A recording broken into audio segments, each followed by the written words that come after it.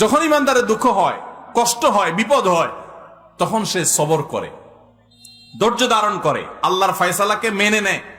এই সবর করার বিনিময়ে আল্লাহ তাআলা জান্নাত দিবেন তাকে। আস-সাবরু সাওয়াবুহু আল জান্নাহ ইন্নামা ইউওয়াফাস সাবিরুনা আজরাহুম বিগাইরি হিসাব।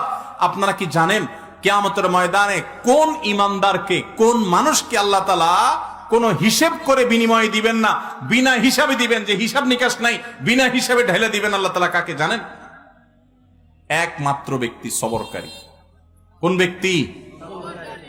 যে অসুখে সবর করেছে, বিপদ আপদে সবর করেছে, মানুষের কটুকতায় সবর করেছে, অসুখ বিসুখে সবর করেছে, মুসিবতে সবর করেছে, ধৈর্যের পাহাড় হয়েছে, ধৈর্য ধারণ করেছে, সবর করে ঢোক গিলেছে, সবর করে নিজেকে নিয়ন্ত্রণ করেছে, কোনো কষ্টে হাহুতাশ করে নাই, নাশুকুরি করে নাই, আল্লাহর কুফরি করে নাই, গালিগালাজ করে নাই, মুখ খারাপ করে নাই, ভাঙচুর করে নাই, নিজেকে নিয়ন্ত্রণ করতে পারছে, ধৈর্য ধারণ করতে পারছে, ধৈর্যের ঢোক গিলতে পারছে যে ব্যক্তি, এই ব্যক্তি সম্পর্কে আল্লাহ বলেছেন ইন্নামা ইউওয়াফাস সাবিরুনা আজরাহুম বিগাইরি হিসাব।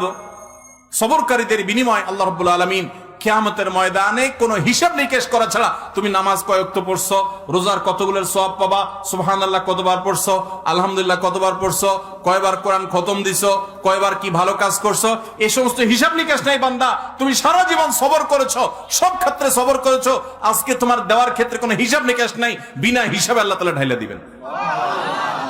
সবর করবো তো ইনশাআল্লাহ। বাংলা একটা প্রবাদ আছে, সবুরে মেওয়া ফলে। সবুরে মেওয়া ফলে। মেওয়া মানে বুঝেন? মেওয়া মানে ফল।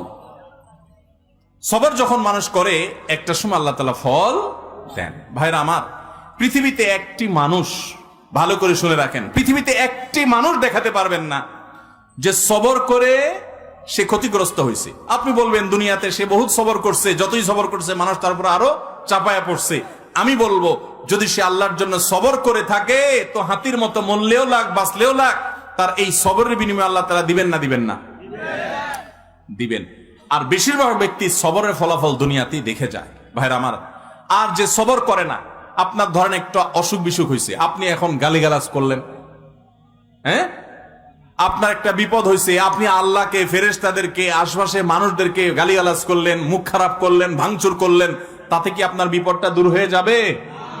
আমার কথা কি বুঝতেছেন? কোন একটা পেরেশানি আসলো, ভাঙচুর করলেন, অস্থির হয়ে গেলেন, জামা কাপড় ছিঁড়লেন। অনেকে আছে নিজের আত্মীয় স্বজন মারা গেলে ধৈর্য ধারণ করতে পারে না। আমি নিজে কানে শুনেছি এরকম অনেকে, নিজের নাতি মারা গেছে, ছেলেটা মারা গেছে, তো বলে আজরায়েলে কি চোখ খাইছে, আর মানুষ দেখলো না, আমার নাতিটারানি দেখলো, একটা মাত্র দিছে আল্লাহ তাআলা, বংশের মধ্যে ওইটাই আল্লাহ তাআলা নিয়ে গেল। এরকম অনেকে বলে, কি বলে না? কুফরি, ঈমান চলে যাওয়ার মতো কথা। আল্লাহ রাব্বুল আলামিন দিয়াও পরীক্ষা করেন, নিয়াও পরীক্ষা করেন। দেওয়ার পরও মনটাকে ছোট করে আল্লাহর দিকে শুকরিয়া আদায় করে নিজে অবনত থাকা, এটা হলো পরীক্ষা জেতার পথ। আর আল্লাহ যখন নিয়ে যান তখন সবর করে ঢোক গিলতে পারা, এটা হলো সবর। আল্লাহ আমাদের সবাইকে তৌফিক দান করুন।